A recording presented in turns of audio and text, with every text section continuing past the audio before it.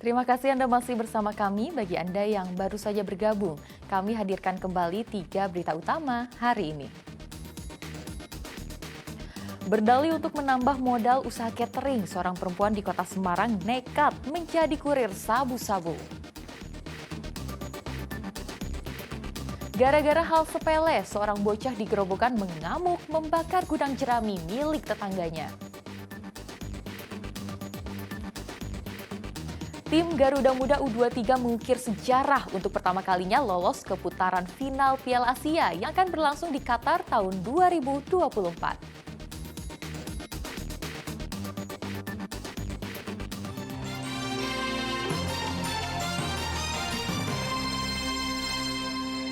Kita ke informasi selanjutnya. Seorang bocah berumur 9 tahun tewas tenggelam di Sungai Posongan, Comal, Kabupaten Pemalang. Korban tewas diduga tak bisa berenang saat mandi sendirian di sungai tersebut.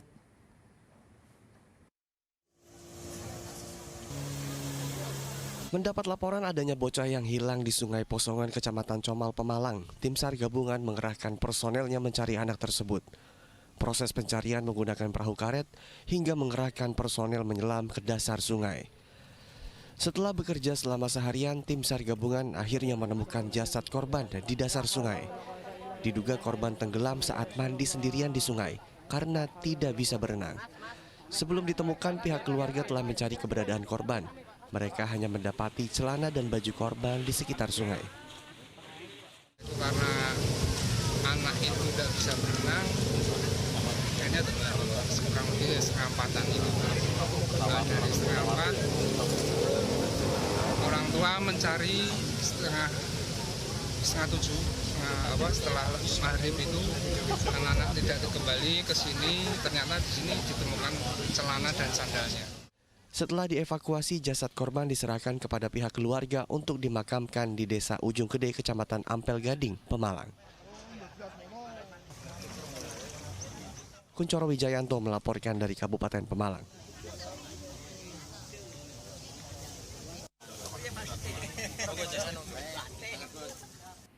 Dua anak di bawah umur di Cilacap dicabuli guru pencaksilat berkali-kali selama 1,5 tahun terakhir.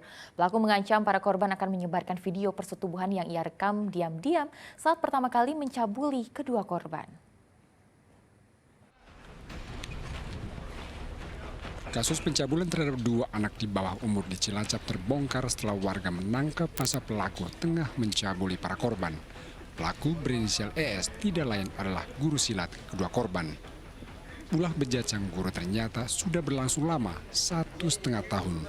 Pencabulan berlangsung di sejumlah tempat, dari indekos hingga tempat wisata. Selama ini pelaku mengancam akan menyebarkan video hubungan intim mereka jika tidak melayani nafsunya. Video pencabulan yang menjadi senjata ancaman itu direkam pelaku saat pertama kali mencabuli kedua korban. Modus pelaku merayu para korban akan diajari ilmu kebal.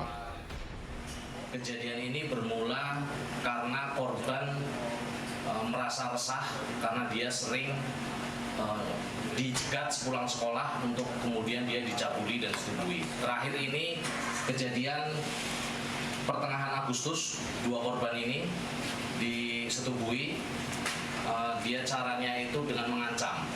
Jadi pada saat melakukan persetubuhan yang pertama dengan para korban ini, secara diam-diam pelaku merekam video perbuatan tersebut, yang mana di perbuatan yang berikutnya video ini dijadikan bahan untuk mengancam apabila tidak mau bersetubuh, videonya akan disebarkan.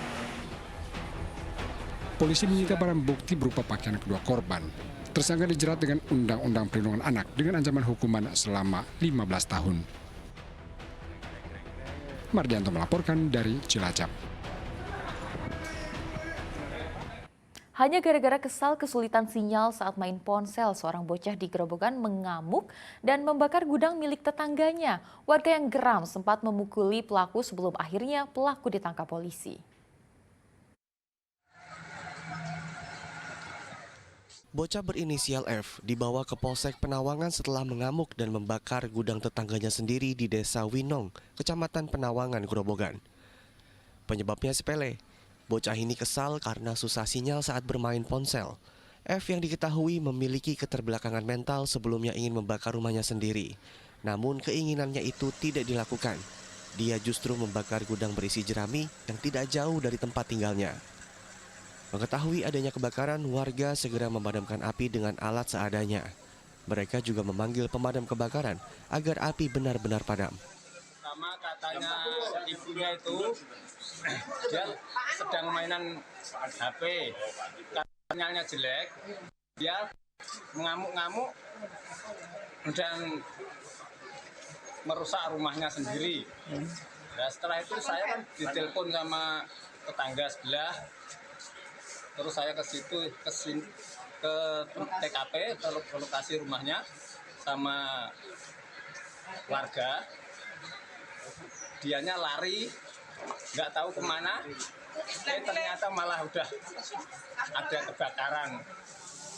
Karena mengalami keterbelakangan mental, pelaku tidak diproses secara hukum.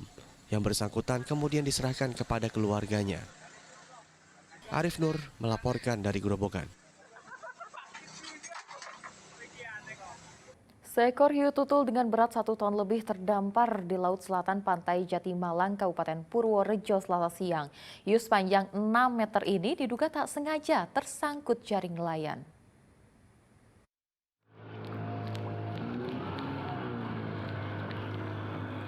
Hiu tutul dengan bobot hampir 1 ton pertama kali ditemukan nelayan saat mencari ikan di pantai selatan Jatimalang, Desa Jatimalang, Kecamatan Purwodadi, Purworejo, Selasa siang.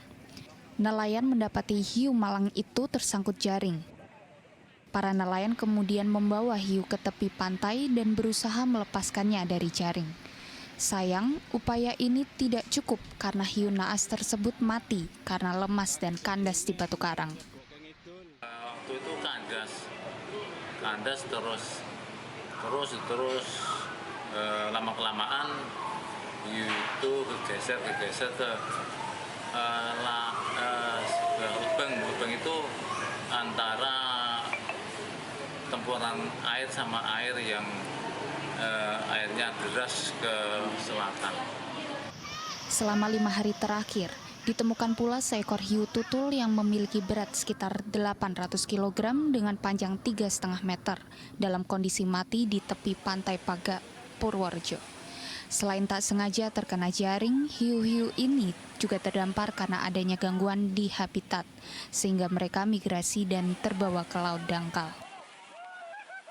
Wahyu Diono melaporkan dari Purworejo.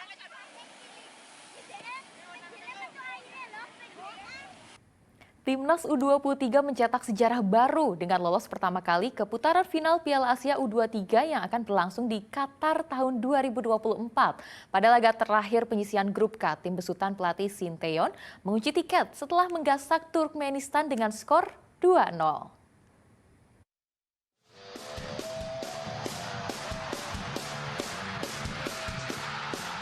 Timnas U23 mengukir sejarah di Stadion Manahan Solo Selasa malam. 2 gol yang dilesakan Ivar Jenner di babak pertama dan gol Pratama Arhan di penghujung laga ke gawang Turkmenistan U23 mengantar Garuda Muda untuk pertama kali lolos ke putaran final Piala Asia U23 yang akan berlangsung di Qatar bulan April 2024. Kemenangan ini juga sekaligus mengakhiri puasa kemenangan atas Turkmenistan sejak beberapa tahun lalu. Kemenangan atas Turkmenistan membawa Marcelo Ferdinand dan kawan-kawan memuncaki grup K dengan 6 poin dari 2 kemenangan atas Cina Taipei dan Turkmenistan. Presiden Joko Widodo hadir langsung mendukung para Garuda Muda berjuang.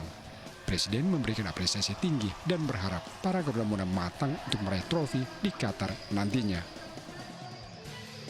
Saya lihat sangat keras, saling menyerang. Dan ya sudah kita ketahui hasilnya 2-0. Ini apa? Sejarah.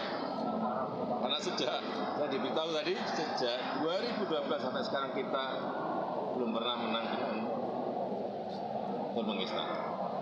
Ya, kira ini hadiah ulang tahunnya Pak Erik. Meski demikian, pelatih Sinteyong tetap memiliki PR besar lantaran minimnya pemain pelapis yang memiliki kualitas rata dengan pemain utama. Ketua Umum PSSI Erick Thohir menyoroti minimnya sektor gelandang yang hanya dimotori Marcelo Ferdinand dan Ivar Jenner. Ini sejarah kita masuk kejuaraan AFC U23 di Qatar, sejarah ya. Dan tadi disampaikan bahwa Presiden juga lawan Turkmenistan kayaknya dari 2012 nggak pernah menang. Tapi kita masih banyak kekurangan. Tadi kalau kita lihat di gelandang kita itu cuma ada Marcelino,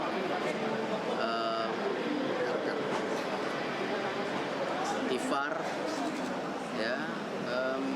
Pas ada rotasi kelihatan kita. Jadi memang itu yang saya bilang bahwa kita harus terus mencari pemain pelapis. Selama babak kualifikasi grup K, pelatih Magis Sintayong tidak mengandalkan striker untuk mendulang gol. 2 kemenangan sempurna dengan 9 gol ke gawang Cina Taipei dan 2 gol ke gawang Turkmenistan dilesakan pemain-pemain dari posisi yang berbeda-beda. Eri Prastio melaporkan dari Solo.